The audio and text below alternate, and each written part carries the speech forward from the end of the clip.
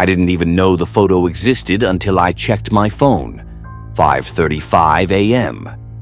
The timestamp sat there like a quiet accusation, but I hadn't been awake.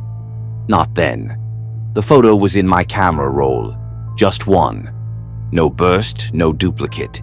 It showed my bedroom, dim morning light bleeding through the blinds, and my wife was in the bed, sleeping. Hair scattered across the pillow, hands tucked beneath her cheek the way she always used to sleep. She looked peaceful, but my wife's been dead for 3 months. 3 months, 2 weeks, and 4 days, to be exact. I know because I've counted every one of them. I stared at the photo for a long time.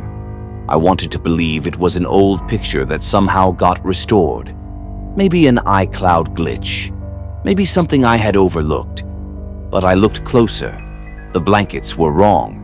I changed them a month ago, after I couldn't stand the smell of her perfume on the old ones anymore.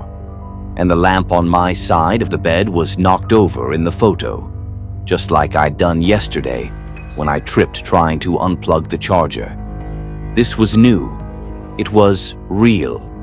And she was there. I sat on the edge of the bed and stared at the spot where she should have been. The mattress was cold, undisturbed. I didn't sleep the rest of the night. The next morning, I set up a camera in the corner of the room, motion activated, high res. I didn't tell anyone, didn't want them thinking I was spiraling, didn't want to admit I knew something was wrong. That night, I lay in bed with the lights off and waited.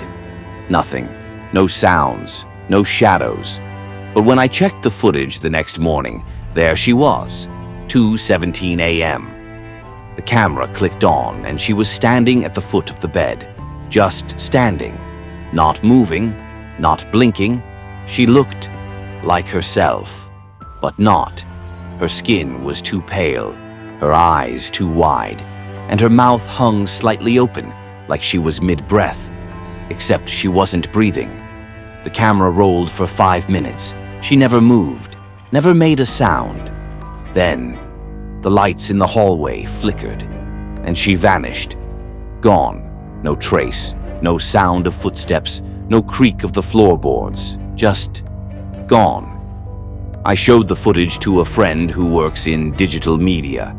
He said it looked too good to be fake. Then he asked if it was part of some art project. I told him no. I didn't tell him the part that really got to me. Her eyes, they weren't looking at me. They were looking at the camera. I started waking up at 5:35 every morning after that. Every time the same feeling, like someone had been watching me. Sometimes I'd find the closet door cracked open.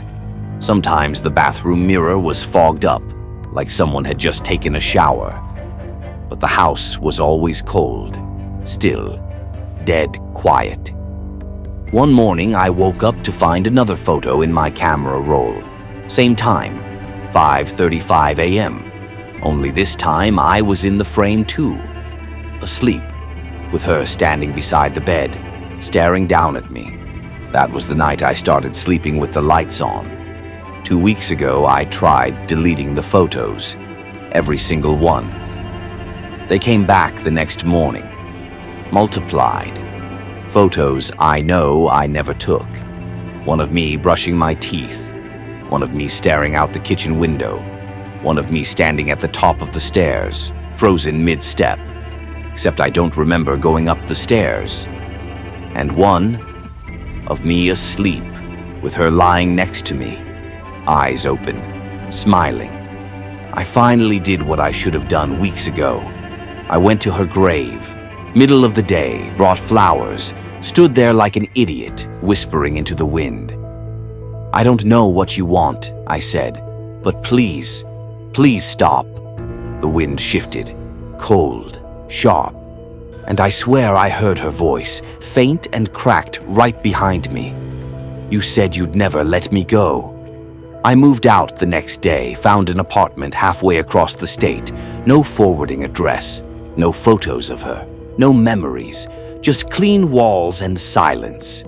I even smashed the old phone, bought a new one, factory reset, fresh start. But this morning, I woke up at 5:35 a.m.